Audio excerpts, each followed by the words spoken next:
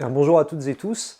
Nous avons déjà publié en janvier des mesures d'urgence institutionnelle et politique qui concernaient donc toutes les mesures qui devraient être prises une fois que nous appliquerions le programme que nous intitulons les nouveaux jours heureux, que ce soit la lutte contre la corruption, le rétablissement de fonctions régaliennes en faveur d'un État socialiste, et puis bien entendu, ce qui était très important et avant tout fondamental pour appliquer toutes les autres mesures, c'est la sortie de la France de l'Union européenne.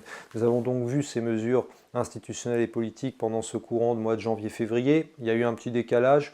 On espérait pouvoir tenir que le mois de janvier.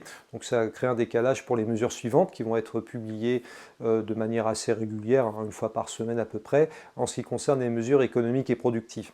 Elles sont centrales, elles sont décisives. Pourquoi?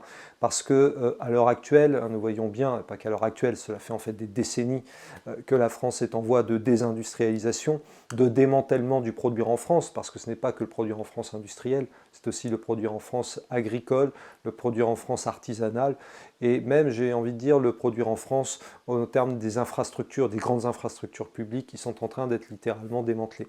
Et c'est pour ça que parmi les mesures d'urgence que nous proposons, il y a ces fameuses mesures économiques et productives.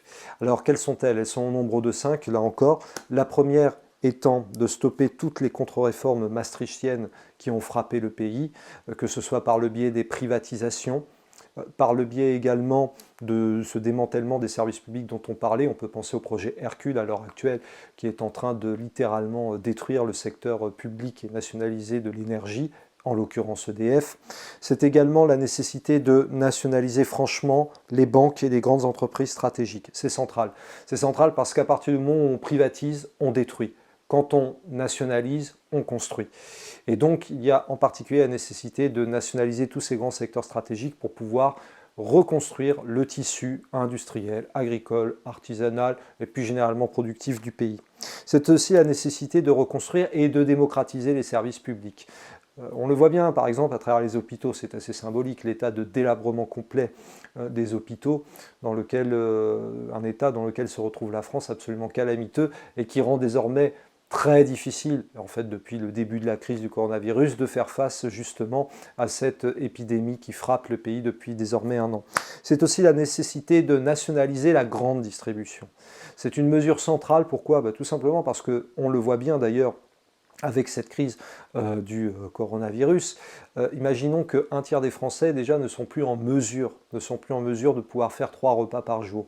Et que l'on pense à tous les petits agriculteurs, à tous les petits exploitants agricoles qui sont littéralement soumis à la dictature des prix imposés par une grande distribution qui de surcroît propose une nourriture, ce qu'on peut appeler une nourriture de très mauvaise qualité comme on le sait parfaitement, pas du tout respectueuse de l'environnement. Bref, nous nous retrouvons dans cette situation où la nationalisation de la grande distribution est absolument vitale. Enfin, c'est un élément central et en lien avec ce que l'on vient de dire, cette nécessité également de financer directement l'agriculture paysanne et pour cela d'en finir avec la PAC. En réalité, là encore, cela nécessite, comme nous l'avions dit lors des mesures précédentes, de rompre avec l'Union européenne, avec l'ordre capitaliste euro-atlantique. Pourquoi? Parce que nous n'avons aucune souveraineté industrielle, aucune souveraineté agricole, aucune souveraineté en termes de financement, aucune souveraineté également pour les nationalisations, puisqu'il faut rappeler que les nationalisations sont interdites par les différents traités européistes.